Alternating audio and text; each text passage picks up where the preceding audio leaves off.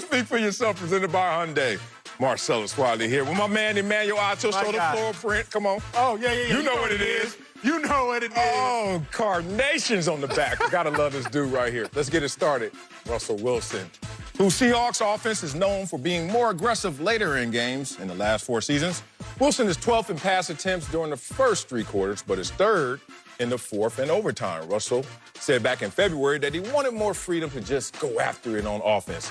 That statement didn't change when Wilson spoke Thursday. Here's Mr. Unlimited himself. At the end of the day, I want the ball in my hands. You know, I want to be able to make plays and give us a chance to win. And I think that doesn't always mean just me chucking it around, but it does mean that the more times I feel like when I get the more times I have the ball in my hands, the more things I think can happen. I think the defense worries about that too. Getting ahead is a key thing. You know, I do definitely believe in finishing strong. I think we've won a lot of games in the 4th quarter, and do some fun things in the 4th quarter and in the games. But let's treat every quarter as the 4th. You know, and I think that's kind of my mentality always. All shucks. All shucks. Shots fired. Acho, you okay with Russell Wilson being openly critical of the Seahawks offense? I am, bro. Russ is calling his own number. But this happens in any relationship, even familial, bro. Remember when you're young, maybe 8, 9, or 10, you wouldn't dare talk back to mom and pops. Hell Especially no. not in my household. Not Sonny and Christy Acho. You're not talking back to them. I like it. But you know, after you get a little older, about 16, 17. What, something they changed? yell, you say, what, Mom? You start giving them a little bit more attitude. Little flex. That's all Russ is doing. He's getting a little comfortable, going on year 9 in this Seahawks offense. He's getting a little bit comfortable around Pete Carroll. Remember, they've given him the keys to everything. More than any other franchise, the Seahawks are dependent upon one player. I would argue more than the Chiefs and Mahomes, more than the Packers and Rodgers. Okay. The Seahawks are dependent upon one man, That dude. Russell Wilson. Mr. Unlimited. Mr. Unlimited. Okay. And he knows that. I mean, think about this, though, bro. Beyond that, I think there's a little bit of Mahomes envy going on with Russ. Definitely that. Russ hasn't really accomplished single-handedly a lot. Here's what I mean. Yeah. Russell Wilson's greatest accomplishment, the Super Bowl. The Super Bowl. But The one he won or the one? The one he won. Pete But he gave was away. carried by his defense. Remember, Legion of Boom, Marshawn Lynch. Yeah. Russell Wilson, he's done a lot of great things for the Seahawks, a lot. But he has nothing to hang his hat on. Patrick Mahomes has an MVP. Lamar Jackson has an MVP. Russell Wilson doesn't yet have a single MVP vote. Guys like Carson Wentz have MVP votes. Guys like Prescott, Carr have MVP votes. But Russell Wilson doesn't even have an MVP vote. So I think Russ is looking up after 9 years in his career saying, okay, I got a Super Bowl, but really people aren't going to give that to me. I don't have an individual accolade that I can really stake claim for of myself. You know what? It's time for me to be a little critical because I am that good. I am as good as anybody else in the National Football League. Let me remind not only my coaching staff, but the rest of the world. Oh, God, I love this world today because this world today will allow you to have the platform, the opportunity to speak your voice no matter who you are. I grew up in an era where if you were in the back of the class, it probably meant something, that you weren't trying to pay attention to what was going on in the front of the class and on that chalkboard, not even whiteboard, chalkboard. And then social media came around and everybody said, I have a voice, even in the back of the class. Yeah, I don't know what the hell y'all talking about up there, but I'm going to say something. And here's the one thing I want to remind all you millennials, all you youngsters. What you gonna remind me? That when you say something, don't forget, there's something that could be said back. That's fact. And in this situation, I'm going to talk from both stances. I'm with you, Russell Wilson. Damn it, I want an up-tempo offense. You know why? That's what everybody's doing, especially the ones who are out there succeeding. I want the ball in my hand. I'm a franchise quarterback. I'm a magician out there when I have the ball in my hand. And being respectful to even Patrick Mahomes, I don't think anybody's better than me. But I am PC. I am a corporate guy. I am going to say all the right things. But the hints have been plentiful to the point where now he is flexing. And I like to see that. Give me the ball, up-tempo. Stop running this damn USC 2006 Reggie Bush student body left offense. Like, this is the NFL 2020. But if I'm Pete Carroll, I'm like, you better be careful now. As you said, the defense kind of carried you. Our running game carries this team. Don't forget we had the #1 rushing attack a couple years ago. Last year, we had 3 guys, and they all get hurt. We don't know what our formula looks like. So here's the full screen king. Full screen king, baby. Full Out screen here king. saying two things with one full screen. Russell Wilson, do you know what happens when y'all get a lead at halftime? 4+ points at half. Since 2012, y'all haven't lost a game. Now, last time I checked, that could sound like to Russell Wilson, you know what? You give us the lead, put the ball in my hand in the fourth quarter, game's over. But if I'm Pete Carroll, I'm also sitting there saying, what usually happens when you have a lead going to the second half? Run the ball. Play calling kind of tilts which way? Run the ball. And then there's more evidence. Take the full screen away. It's time to talk some magic right here. 2017, I think even Pete Carroll may have heard, I got a franchise quarterback. Let me give him the most in terms of pass attempts in his career. That was the only year Russell Wilson didn't win double digits in that season, 9-7. Every other year, 10+ wins. Yeah, go to Google. I hear a boy on your head. He caught me. Most attempts. We have our worst record with you. Okay, that's fine. Oh, you had your worst completion percentage when we gave you the most attempts? Oh, you had your most interceptions when I did that? Attempts, interceptions, I get it. Point being, we didn't see the best Russell Wilson when the ball was in your hand. So be careful with this criticism. Let me get in on this, bruh. People still tweeting at me to this day because I went on another network show last year and I said... Another network? I know. They exist? It's a curse word. It's a curse word. I'm not going to say the four letters. letters. I went on another network show last year and I said, Russell Wilson is best when he has a good running game. And people were like, oh, you still think Russell Wilson? Sorry. I said, no. I said Russell Wilson is at his best when he has a good running game. The best position in football, contrary to common belief, it's not the kicker. It's not the punter. It's the backup quarterback. Because the backup quarterback gets to chill and come in and save the day. Russell Wilson, he gets to come in and save the day. That's what he has done since he's been in Seattle, particularly the last 3 or 4 years. Yeah. The Seahawks, they come in, they play the close games tight, and Russell Wilson in the fourth quarter, he saves the day. Russell Wilson gets to be the hero. There's a difference between getting to be the hero and being forced to be the hero. And Russell Wilson right now, he's trying to force himself to be the hero. He's saying, put the ball in my hands at all times. But like you said, the Seahawks have only had a top 10 passing offense once. That's not Pete Carroll's mantra. You said it, but I'm going to go into details. Let's go. Russell Wilson's rookie year, 3rd rushing offense. Sophomore year, 4th rushing offense. Junior year in the NFL, that is. 1st rushing offense. 2018, 1st rushing offense. So Russell Wilson is the beneficiary of an incredible running game. You played defensive line, I played linebacker. I played against Russell Wilson. We came into the league together. I saw him in a Senior Bowl.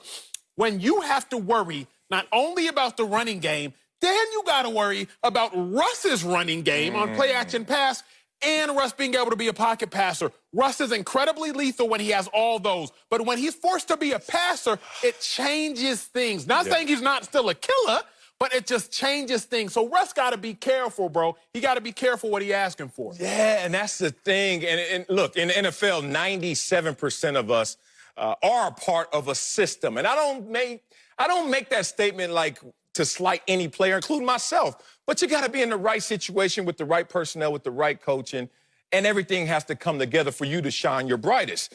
And when I look at Russell Wilson, as amazing as he is, I'm like, I know he's fine, but how fine is he without makeup? How fine is he without that defense? How fine is he without that running game? And I think Pete Carroll, in his own quiet mind, is saying, I think I know. And I'm going to protect Russell Wilson to a degree. Russell wants to just ride around with no seatbelt, say, let me just push the whip. I can take us places. They did that once, and they didn't go places. So I don't know if Russell Wilson's going to get exactly what he wants going forward. Let's move on to a couple of other quarterbacks, Cam Newton and Tom Brady, both now playing on new teams in 2020. Brady took his talents to Tampa, while Cam is occupying the spot Brady left behind in New England. My dog, Keyshawn Johnson, thinks the addition of Cam to the Patriots will open up the playbook even better than Brady, saying, quote, "It's giving you an opportunity to do different things, because Tom Brady certainly does things differently and probably better than Cam Newton in certain situations. But I can almost guarantee you that Cam Newton does things way more superior, LA Public School, than Tom Brady ever would." So, Acho, is this a crazy thing to say? You said Keyshawn, your dog? Yeah, LA Public School. That's okay, bet. Uh-oh, you about to go snipe? Go snipe on the homie? Here's the thing, bruh. Me and Keyshawn, this one I learned not to listen to Keyshawn, bruh. This one I learned. What, when you first met him? Nah, yes. It was about 7 months ago. Right. Me and Keyshawn doing a show. And we talking about, well, Tom Brady's going to leave. Who are the Patriots going to bring in? And Keyshawn looked at me and said, listen to me, young buck. Oh. He said, listen to me, young buck. I know some things. Patriots going to bring in Mariota. Just watch. They going to sign Mariota. Just watch. Man, 3 weeks later, Mariota signs to go back up Derek Carr. That's when I said, just because you a first-round draft pick don't mean you a first-round analyst, okay? And I'm not buying what Keyshawn's saying here, Coach. I'm not buying it. Ain't no way that a Cam in which I have expressed my affinity for. Okay. There is no way that Cam Newton is going to do superior things than Tom Brady ever would. Really? Unless we're talking about what he's doing in the weight room, right? Cam Newton can probably bench more than Brady. He can probably squat more than Brady. But outside of non-field superior things, I'm not going to see it, bro. And Cam is a beast. I've said that. Cam's highs are higher than most quarterbacks' highs. But Cam's lows and Cam's averages, Coach, they can also be very low and very average. I'm selling that. I'm selling what Keyshawn said on that. Oh, man. This is going to hurt because you my dog. It's not going to hurt me. I promise y'all it's not going to hurt me. It's not going to hurt you? Okay, you my dog. But I don't understand. Look, you had a bad encounter with Keyshawn. You know, I don't know what happened. And No. He told me a lie. He told me a lie. He sold me a dream that I bought. Yeah. Look, he usually is right, and you caught him on the wrong day. But you're usually right, and I'm catching you on the wrong day, too.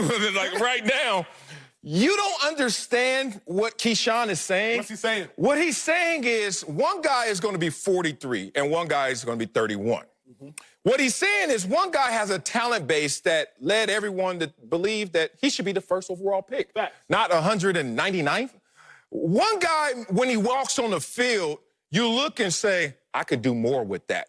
And the other guy, you're like, oh, I'm limited, but I can get a lot and extract a lot from him. What you're making the mistake of doing What's my mistake? is looking at their difference in talent base, but making the summation of what the production and the outcome's going to be. Let me break it down because this is happening in our society. If everyone had an equal opportunity, then we can potentially have equal production. Hell no. If you told those guys right now, here's the play, and it's the same play, who's going to throw that ball better? Cam Newton. If you say the play broke down that I just gave you, who's going to improvise and make something more out of that play that just broke down? Cam Newton. Now, if you want to get into moments where intangibles take over, poise, calm under pressure, we have too much of a resume of greatness from Brady that we are not going to respect Cam in those situations. In part, because Cam wasn't with a Belichick. In part, Cam wasn't with an organization and culture like this. In part, because Cam Newton didn't have the same resources around him. So when you look at it, I know exactly where Keyshawn's coming from. It's a talent-based conversation that you're trying to now exaggerate. See, you and Keyshawn must be sipping on that same drink. That's my dog, I must be sipping on that same That's Kool-Aid. my dog, though. Here's what I can't make sense of, bro. And what I hate is this is not going to turn into a Cam Newton bashing session because that is against my religion. Oh, okay. All right. It is against Sonny my religion. raised you better than He that. did. It is against my religion to bash Cam Newton. All right. But you have taught me one thing, sir. Facts. Overfeeling. Oh. Cam Newton played 9 NFL here he seasons. go. No. 9 NFL seasons. My dog Cam, bro, he's posted a winning season in 3 of them 9. Yeah. In them same 9 seasons, Yeah. Tom Brady averages 12 Yeah. wins a season. It's only 16 games. It's only 16 games. I'm not talking to you. Okay? And so when I look at it, for Cam to do far more superior things, I'm looking at past to be an indicator of my future. Right? Past as being an indicator of my future. When I look at what Tom Brady's past is, he has set the bar so high. Can Cam go ball in New England? Absolutely. But to do a superior thing, to do an equal thing, is to win a Super Bowl. So to do a superior thing is to do what? That's the thing you're doing. Once again, you're making the summation. You're making a projection of how it's all going to add up. But what Keyshawn is doing, and I'm doing, is looking at each individual variable for what it is. That's a talent-based conversation. You have a coach, and he looks at 2 prospects, and one is a dynamic Adonis, and one is a statue. Which one are you inclined to say who gets the first rep? The dynamic player, right? Then you start to say, wow, he can move. Wow, he can throw. Wow, he is actually accurate when given the right coach. When Norv Turner got him, 68%. So what superior thing then are you saying Cam can do that Tom wouldn't have done? Give me something. I'm giving it to you right now. every single play that you can call for Tom Brady, you can call for Cam Newton. But every play you call for Cam, you can't call for Tom Brady. Already, you've opened up chapters in my playbook. But that's a superior thing that I can call. That's not a superior thing that Cam can do. But hold on, you're only basing Cam, and you're the king of this. I can't believe you're not even seeing your own issue. You're the king of telling me if that player was there, that player would be what? That's true. I am king of You're that. the king of that, right? If Cam Newton were the quarterback of the New England Patriots, you think that this would have been worse or as good? Over the last, what you saying, over the last 9 years? It's hard for me. That part right there. As big a fan as I am of Cam, Marcellus, it would be asinine for me to say everything that Tom Brady did over the last 9 years, which includes 5 Super Bowl appearances and 3 wins, that we can just sit here and say Cam would have done. That's a ludicrous statement, Coach. That's a ludicrous statement. It's not ludicrous. It is. Because it's what we're imagining. And that's what Keyshawn is saying. He's like, imagine if you now, it's a reality. Imagine if you have Cam Newton, this much ability versus a guy with this much ability, but who has intangibles that we can't measure. This isn't a video game where you and I get to control Cam and get to control Tom, because Cam and Tom in reality have to control themselves. And what we have seen is Tom controls himself on the football field at an extremely high level. I love Cam, but to sit here and say what Tom did, Cam could have easily done or will do superiorly, that's crazy, Coach. It's not crazy if you just look at measurables. They're immeasurables, which we'll never know the answer to, so let's not have that show. Measurables. You can do things he can't do. You don't think that gives you a better chance, leans you into a conversation of you might have a better outcome? Not saying what it's going to be. It's just I have more to work with, more toys to play with. That's all Keyshawn's saying, and I hope you understand that. Coming up, you might not recognize this guy, but he was the biggest story in the NFL yesterday. Oh, man. Don't do it. We'll tell you what he did next. Speak for yourself, presented by Hyundai. If you want to save money this summer, why not start paying less interest on your credit card balances? Refinance with a credit card consolation loan from Lightstream. It's an easy way to save hundreds to thousands of dollars and lower your interest rate. Lightstream offers fixed-rate credit card consolidation loans from 5.95% APR with autopay and excellent credit. That's lower than the average credit card interest of over 19% APR. Lightstream rewards consumers who have good credit with a great interest rate and no fees. The Speak for Yourself podcast is a big fan of Lightstream. You can get a loan from $5,000 to $100,000. You can even get your money as soon as the day you apply. Our listeners can save even more with an additional interest rate discount. The only way to get this discount is to go to lightstream.com/speak. That's lightstream.com/speak. Subject to credit approval. Rate includes 0.5% auto pay discount. Terms and conditions apply, and offers are subject to change without notice. Visit lightstream.com/speak for more information. Welcome back to Speak for Yourself, presented by Hyundai. Let's move to the Seahawks, who cut rookie Kemah Siverand for, get this, getting caught on video for trying to sneak a woman into the team's hotel. But that's not it. The woman was wearing Seahawks gear as a disguise that looked like a player. Go Hawks. Joined now by Fox NFL analyst LeVar Arrington. But Acho, I got to start with you. Did Siverand deserve to get cut? Absolutely not. We have this all wrong, okay? We are in the middle of a global pandemic.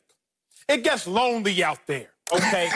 It gets lonely out there. And Kemah, in the middle of training camp, one of the hardest things you will go through in life. How hard? He is a special teams player, probably 4th on the depth chart for the Seahawks. Probably number 1 on the depth chart of this young lady's heart.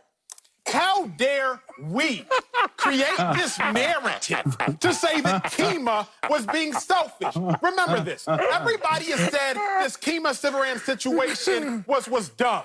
A coach told me in college, he said, look, Acho, you can't win with too many smart guys. See, I was a smart guy. That's why my career was only 4 years in the NFL. I was too smart for my own good. I calculated all my decisions. Oh, my gosh, an offensive lineman. I might get a concussion. Let me not take him on. You need a guy like Kemah who throws caution to the wind. He says, you know what? We have rules and regulations. Bump these rules and bump these regulations. If Kemah says bump these rules in real life, when he gets on the field on special teams, running down on kickoff like a wild boy, he's going to say, bump that wedge. I'm going to bust it. He got this all wrong. I respect Kemah. He should have got a pay raise and a contract extension. He shouldn't have got cut. Oh, man. I couldn't disagree more, but I was laughing hard on that one. And a lot of humble brags in there, too. I'm just letting you know. That's why your career was short? Okay, whatever. Look, I speak for all married men first. Kemah, if you can't go a couple of days or a couple of weeks without it, don't get married, big dog. Let me just give you that word of advice. Here's the problem with this. This dude not only compromised everybody's health and safety, whatever, compromising the bubble that they had. But worse, he doesn't even understand who he is and where he is. When you do things like this, that risque, and I've done it at least a dozen times. I ain't gonna come up here and lie to y'all like most analysts. Oh, I'm not squeaky clean in my past. I compromised curfew at times. Yes, I did. Damn it. Snuck out, had friends on other floors in the hotel. Yeah, training camp. I had a couple of friends come in. Yeah, wearing gear from the team. Yeah, didn't get caught. You know why I didn't get caught? Because I knew who I was. I never pulled this stunt when I was a bubble player. I never pulled this stunt when I was a fringe player. I pulled it when I knew that even if I got caught, what you gonna do about it? You know who I am. I'm showing up every damn Sunday. And that's the thing about this. Look, players have done stuff like this since the beginning of football. But damn, in training camp, when you're an undrafted rookie in a pandemic, you need it that bad, bro, you got to go. And not only go from the Seahawks, it's going to be tough to pick him up anywhere. Hypocrite Wiley. I mean Marcellus. I told Wiley. the truth. I did it. My bad. Yeah, but you condemning him based upon his status. The only problem here is he was an undrafted free agent rookie. Like True. That's.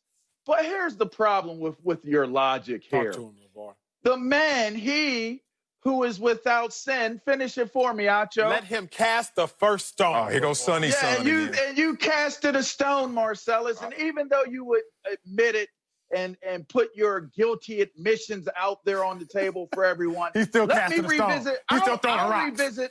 I'll revisit my Marcellus. rookie year as well, okay?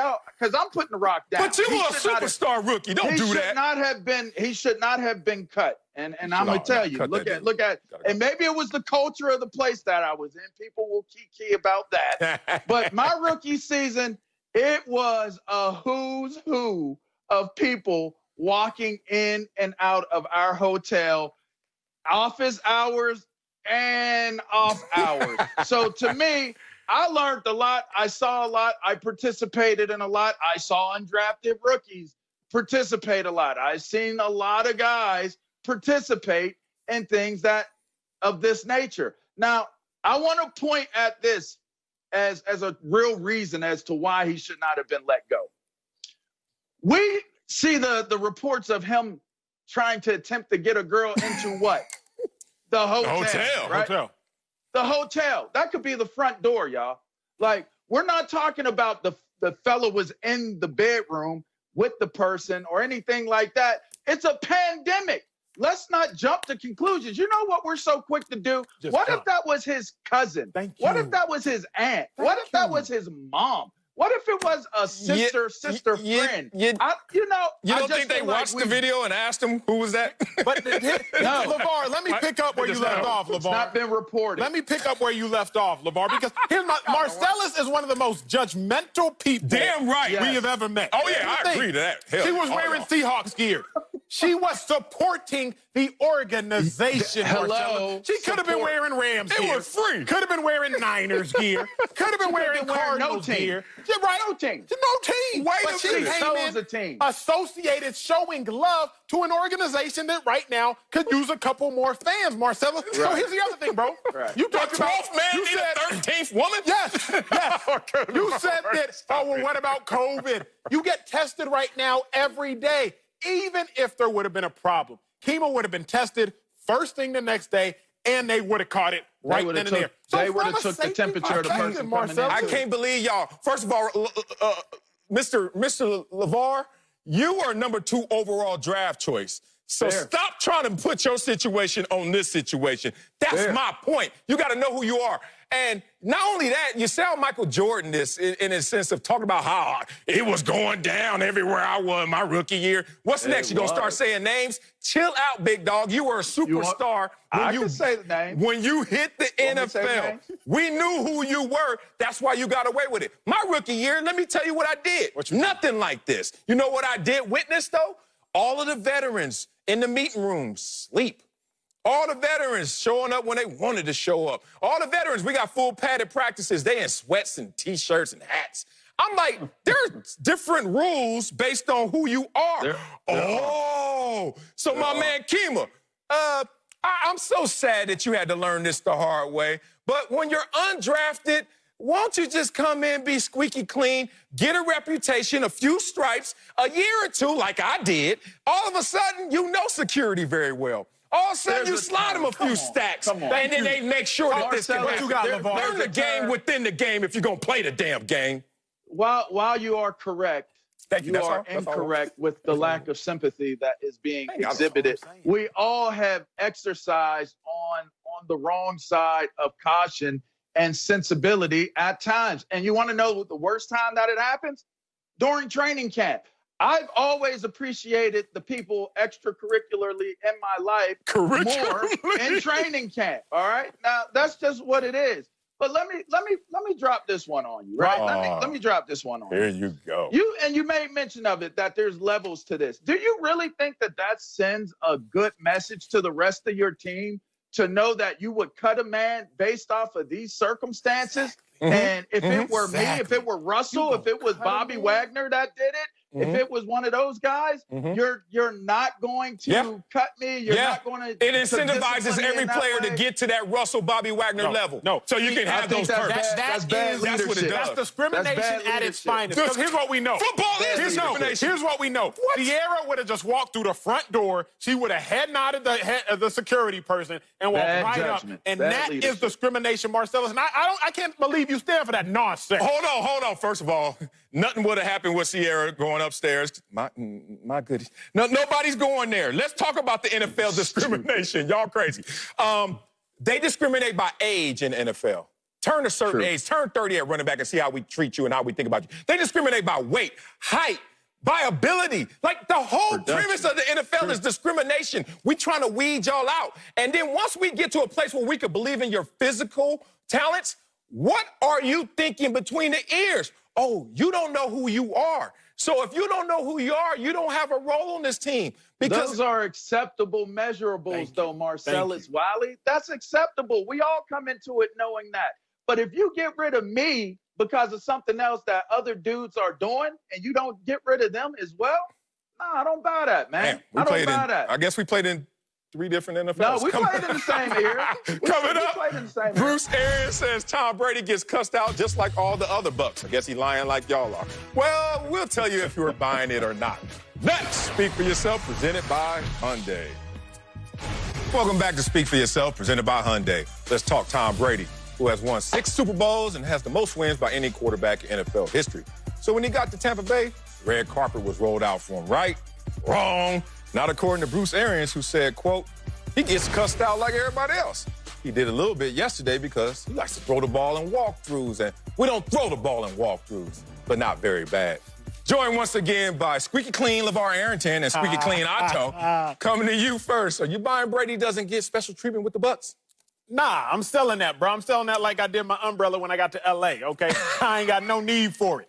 It's time for me to be real with y'all because, last block I was on my jokes. But I'm going to jump to what Marcellus said last block. You do get some special treatment for special guys in special organizations. When I was in Philly, we had a defensive tackle, Fletcher Cox. He a beast, okay? He can really get away with just about whatever. The quarterbacks, they wear these special jerseys in practice. So you can't actually sack them. So defensive linemen on the side will sit there and yell, sack, whenever somebody gets close.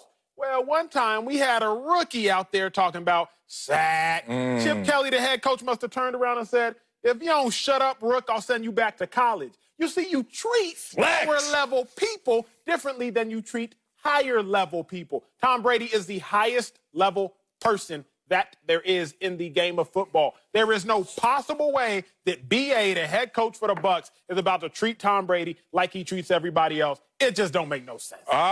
Look at us flip-flopping, because I am going to say he doesn't get special treatment. Now, you got to walk with me on this. This is what I do. I only have 3 gifts, and one of them is I actually answer questions. And I don't come in with an agenda. I don't bleed him over. In this situation, he's not getting special treatment. Let me break this down for you. You shooting shots. I'm shooting shots. Here we go. What precedes you in any situation? Reputation precedes you.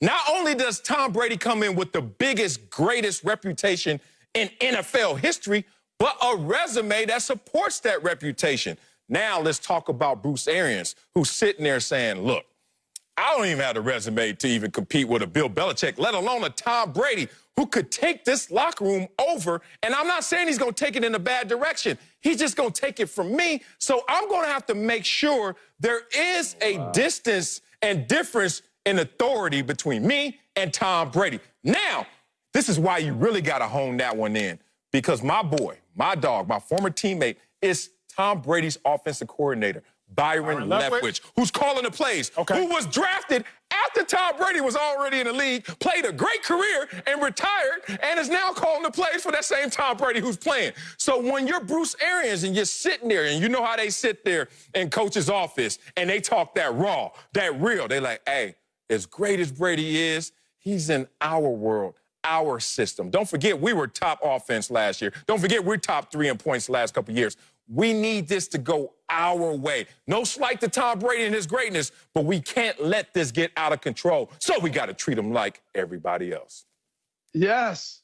Listen, that level of respect, that level of influence and control over the locker room and the players, you guys mentioned it. I wasn't even on this segment. But think about who has the largest ego on the team. Who did y'all say it was? You know what? Check it out. Here's your own words. Here's your own words. Here's what fans don't realize. Coaches are cockier than players. Yeah, I give you that. Where's my one shot? Nah, where's my one shot? I give you that. Coaches are cockier than players. They're an aggregate of all the egos in the room. Like, add all the egos up, coaches trump that. Correct. That's how they roll.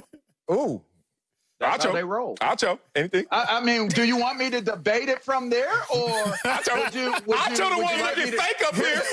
Is that a mic? Is that a mic? No. Okay, I'm going to pick up the mic in which they thought they dropped, and I'm going to conclude this nonsense that they thought they had won. Y'all said, is Bruce Arians going to give Tom Brady special treatment? Here's how I know he is. When Tom Brady got signed by the Bucs, they said, well, Bruce, what are you going to do with your offense? You know, you're a big arm offense, Bruce Arians. You like to throw the ball down the field. Tom Brady, he's a little older. Can he still do that? Bruce said, quote, we will probably meet in the middle. Bruce Arians has already said he's going to change his offense for Tom Brady, the GOAT. So how in the world would Bruce Arians not treat him differently if he's already treating his entire playbook? Don't sigh, LeBron. Catch your breath. Catch your breath, LeBron. Here's what I'm going to say to you. You're correct in the sense that he is going to get treated differently. That's a question. Thank you. I'm correct. I won. I won. But to say special treatment it's excessive. So even you will not see Tom Brady being treated any differently than any willing, deserving vet of any type of stature or standing on that team. That means veteran days. You don't have to practice with the way the other guys are practicing. You know, certain walkthroughs you don't have to go down to, certain meetings that you don't necessarily have to attend. And to this point, you know, when you think about when you start going down the road of giving someone like Tom Brady, who's new in town, but established and understood what his greatness is and value is, and you start acting all crazy like a fanboy or something like that, you run the risk of other players who have built equity up in that franchise feeling as though they should at least be treated the same way. Or there may be somewhat of a fallout from what they're feeling because, hey, I have been here in the trenches for you all this time, Bruce. Don't be sitting there jumping on this bandwagon when you got guys that have been grinding for you all along. I think it's a dangerous thing to do. Bruce Arians is way too savvy of a coach to ever fall into that trap. And listen, for what it's worth, Tom Brady is too smart to fall into that trap. If he's treated like that special guy that gets special privileges when Tom Brady goes to that huddle and has to have control, and none of them coaches is there with him. He has to be the guy. He has to be the guy with the respect from those other guys in the locker room. I say fair play. He's not preaching. They don't treat him different. He wasn't preaching. No, he was preaching hard. The congregation left no offering. He sounded like your daddy. He up there preaching Sonny style, Bishop style. Hey, the crip walking. He don't even understand the difference because special treatment, no. Treated differently, yes. Yes, right. Put it this way, Giselle's getting into that hotel. You know what? But our producer's about to cuss y'all out because the question said, are you buying Brady doesn't get special treatment? Yeah. How y'all gonna move the field goal goals to make y'all right? All right, well, he doesn't get special treatment. If you think that's moving it, let's put it right back in frame. Look at this frame right now. I see 2 fathers and 1 son. And this is why you don't understand what this means, son, because you don't have kids. Look, my kids don't get special treatment. They get treated differently, but they don't get special treatment. Only in isolation. This is semantics. No, it's not. It is to create a culture. Very different. It is very different. I have to create a culture where they know the disciplines are uniform. But in private, hey, man, you get a little rest in that. We're not soon. You are not going to twist this word of you don't get special treatment, but you get treated differently. Getting treated differently means getting special treatment. No. The definition of special, better, greater, or otherwise different from what is usual. So if you get treated differently, you were quite literally getting treated differently, It's not special from the other people. Go to break. Go to break. He don't know how to navigate life. Once you create life, you'll know how to navigate it, damn it. Coming up, LeBron James just did something he's never done before, and the NBA world is saying he's not getting enough credit. I'll tell you why that's not true. Next, wrong. Speak for yourself, presented by Hyundai. You're wrong. We might have lost that argument, LeBron, at the end. Let's talk LeBron James, whose stacked resume includes 3 NBA titles and 4 MVP awards. Now he can add another crown. LeBron led the league in assists in a season for the first time in his career. All at 35 years old. Didn't let the moment pass without giving himself some credit on Twitter, too. Our own Tristan Thompson chimed in, also telling LeBron haters out there they better show some respect to his former teammate. Joined now by Fox NBA analyst Slick Rick the Bucher. Acho, let's start with you. LeBron getting enough respect for what he did at 35 years old? Bruh, absolutely not. Let me set some facts straight real quick. The beauty of coming into basketball as both a fan and now a basketball analyst is I had to really study the game, right? Some people that have been entrenched in it, you get a little bit lazy. But me, myself, during this pandemic, I had to really study the game. LeBron in his 16th, now 17th year, this is the first year he's truly been listed as a point. This is the first year he's been listed as the true primary point for his team. So how do you, in your 17th season, now become the primary point and, just be the best point guard in the NBA, lead the NBA in assists? I'm reminded of 1980, Magic Johnson, Game 6. Magic had to switch to play center in that closeout game because Kareem got hurt. And what happened? Slick the Rick, I'm sure you remember. They win, and everybody praises and lauds Magic for that moment. 42 points, 15 boards, 7 assists, switching positions for that one game to play center and dominate. LeBron switches and for an entire season dominates at the highest level. So is he getting enough credit, bruh? Ain't absolutely not. Ooh, strong. Okay, so, Acho, I feel bad because you've been getting beat up for your age on the show so far. And I hate to continue that trend. You should feel bad. You should. I guess I'm going to have to. First of all, I can't show him any more respect than I have. He was at the top of my MVP ballot, ahead of the guy who's the defending MVP. So I don't know what more I can show him. I've given him credit for the fact that the Lakers had the #1 seed in the Western Conference and the second best record in the league. But this is what I also don't understand. And this is where my criticism of LeBron comes in. Dude, you are so much bigger than this. Russ Westbrook led the league in assists the last 2 years. James Harden did it before that. Rajon Rondo did it in Sacramento. These are small potatoes for a guy who's supposed to be all about championships and MVPs. It's not small potatoes. Do you guys happen to know who is the oldest player to ever have the scoring record for a season? Come on. That would be Michael Jeffrey Jordan. Now, I know we're in a different age, and we have social media now. And so Michael Jordan didn't have the opportunity to toot his horn. But can you, even if he did? He just tooted his whole horn for about 8 hours. We watched a lot of We watched all of it. I'll just toot.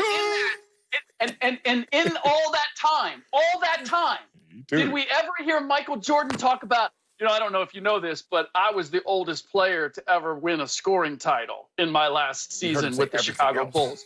You never heard that because that was beneath him to talk about a scoring title. Slick is one of those. We're talking about championships. We're talking about resuming what the Lakers have been. This is when I call on my big brother to go get him. Yeah. Ooh, Slick. I'm with you, kinda. I don't even know where I am. I'm just gonna tell you what I'm thinking right now. This is crazy. I think LeBron is getting enough respect. I can even make a better case that he's getting too much respect to the point where people like Slick Rick the Bucher are making him the MVP in a year where the MVP from last year had a better year and his team is having a better year. But I digress. I don't understand. Look, he's getting his respect, but let's not go too far with this. I don't understand why the birth certificate and the age keeps coming up in this conversation. Can y'all stop? No. When you cross the white lines in basketball, you got your tank top, you got your undie on, you got your shorts, you got your shoes. You got to leave your birth certificate on the sidelines. You can't bring that on there. I don't give a damn how old you are. You could be a rookie at 19 and you could be an old man at 35. I'm trying to give you the business. Now, here's my real question, Slick Rick. How can you be the MVP of the league if you're not even potentially the MVP of your team? Full screen king, time. I'm looking at the categories. There are 8 categories listed here. 6 of those categories, LeBron James is losing to his own teammate statistically. 6. What is going on? Not like 4 and 4, not like 5 and 3. Marcellus is supposed to be on my side. So my point is, not only is he getting enough respect, he's getting so much respect that we're going to start exaggerating what we're giving him. Let me take this argument back into its rightful ownership, which is mine. Okay? Let me do that. Slick, you cannot punish LeBron for living in an age of social media that the Michael Jeffrey Jordans of the world didn't live in. So you're just going to assume that Jordan, probably the cockiest athlete of all time, wouldn't have tweeted his own horn or self-advertised, Slick. You're killing Bron. Go ahead, Slick. Go ahead. Not for a scoring title. Slick, the difference is that LeBron is all... Bruh. He's an award. LeBron... That's interesting. No, it's not interesting. It's the least interesting thing I've ever heard. LeBron has already given you 25 points per game for 16 straight seasons. So he's like, you know what, y'all? I've already dominated that at the highest level. Y'all ain't never seen that done before. I've done that. Great, check. But what I haven't shown y'all is that I can lead the league in assists. So now that I've checked that box too, I'm just going to go ahead and put this big check here and say, oh, bet, y'all got that one too. You can't act like this is a small accomplishment because for LeBron, he just gave you plus 10 assists for the first time in his career in year 17. For LeBron, that's a big deal. Check. Look, this is like whack-a-mole. First of all, superstars, the definition of superstars is they don't get their numbers, they get other guys' numbers. That's why AD has the numbers that he has. And when you are an all-time great, you don't talk about regular season award. You just make a whole documentary about it, a whole 10-part documentary about it. Oh, man, bring it up, guys. Ding, ding, ding, coming up. I'm a little nervous, I ain't gonna lie. Gonna ask Uncle Jimmy for his thoughts on the Seahawks player trying to sneak a lady into his hotel. Uh-oh, this could get ugly next. Oh, man. Welcome back to Speak for Yourself. Seahawks cut rookie Kemah Siverand, and who was caught on video trying to sneak a woman into the team's hotel while she was wearing Seahawks gear that looked like a player. Well, that's pretty wild. So we have Uncle Jimmy to act on this one. What's your reaction to Big Dog tripping? For real? For real. Yeah. We're going to kick this brother out of the NFL for his love of a perfect. That's what I'm saying. That's what I'm saying. You kicking him out the NFL I am. for his love of a woman that has an abundance of belly. Belly meat? What do you mean? See what I'm saying, man? Look, No. how you going to do this? This brother is a walk-on rookie free agent. Yeah? You know what that means? What that mean? That means that the jock handler got a better chance of making the team than he. See, all of this is, truthfully though, man, look, this is just a case of what you call it, a fantasy, a role play gone wrong. A what?